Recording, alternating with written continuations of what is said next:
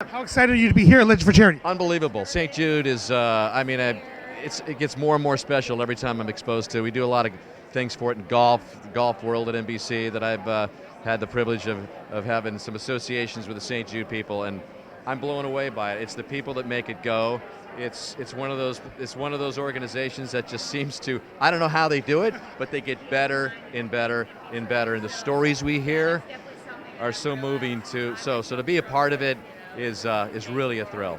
Incredibly excited. So last year, I was invited to this, but I had to go to the NFL Honors last year, so I was across the street. You were there too, yeah. Yeah, so I'm very happy to be able to finally attend this year because seems like an amazing event. Oh, great. I mean, I grew up just in North Mississippi. I know about St. Jude. It's fantastic. I used to know Danny Thomas when he started St. Jude. I'm so excited. I care really deeply about St. Jude's. About a year ago, I also was diagnosed with cancer.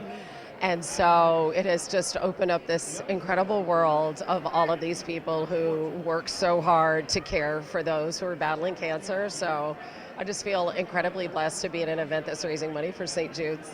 Yeah, I mean, in terms of, so I chose them back in summer of 23. I went to 30 stadiums in 30 days for the NFL, and we raised about $512,000 for St. Jude. Nice. And then last year we went to 5 countries in 10 days for St. Jude, and we raised almost $200,000. So, yeah, I mean, it's an incredible organization, and it's the mission, right? You meet the families, you meet the patients, and it's all worthwhile.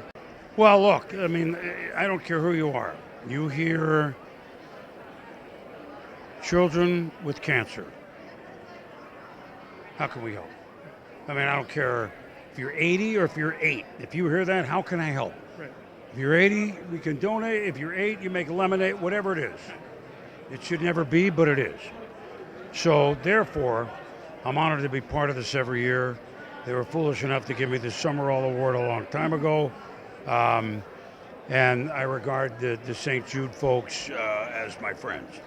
And to have it in New Orleans is always a blast because the people here is just so, it kind of goes hand in hand. They're legitimately heartwarming here in New Orleans. We all can keep doing more, right? Yeah, I mean, I was saying before, like, it's about a community, right? And when people come together, you know, we can make amazing things happen. And so it's that social responsibility to take care of those who need it, and here we are. Congratulations on receiving the Summerall Award tonight. What can you tell us about receiving this award?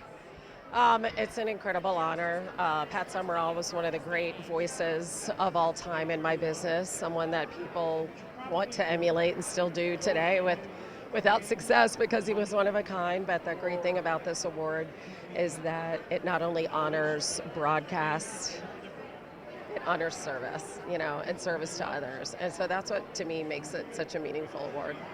Hannah Storm's going to get an award here tonight. What can you say about Hannah Storm? When you see Hannah's been a colleague with me for a long time.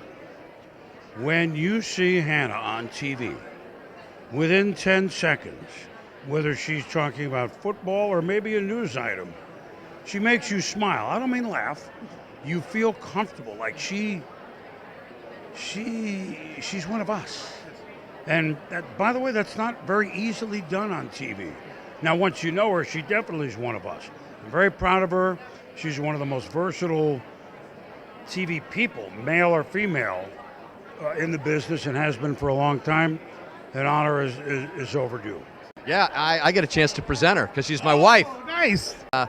I don't think I presented her award in all the years that we've done this, been married, I should say, for 31 years.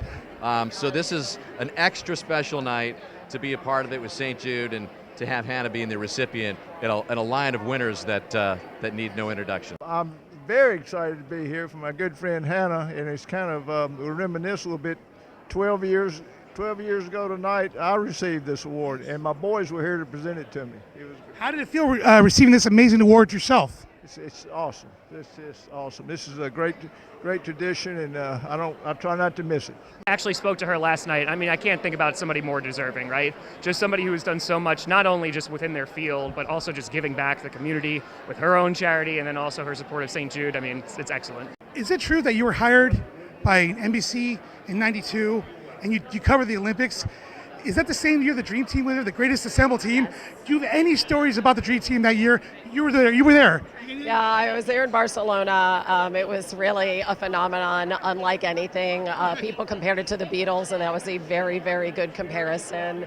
They were swamped everywhere they went. All the stories and all the crazy stuff that you hear is absolutely true. They were staying also, in the busiest part of town on the Ramblas. And we had the late night show. So they would come by on our show, and it was epic. It was really epic. A lot of candid moments, right? Yeah, it was just unbelievable. I mean, when you get that collection of characters, and obviously we had the NBA at NBC, and so, all these guys were gracing our airwaves, and then it would just become an incredible decade of basketball. You've covered basketball, baseball, football, Daytona, tennis, the Thanksgiving parade. Yes. Is there something that you want to cover that you haven't covered yet?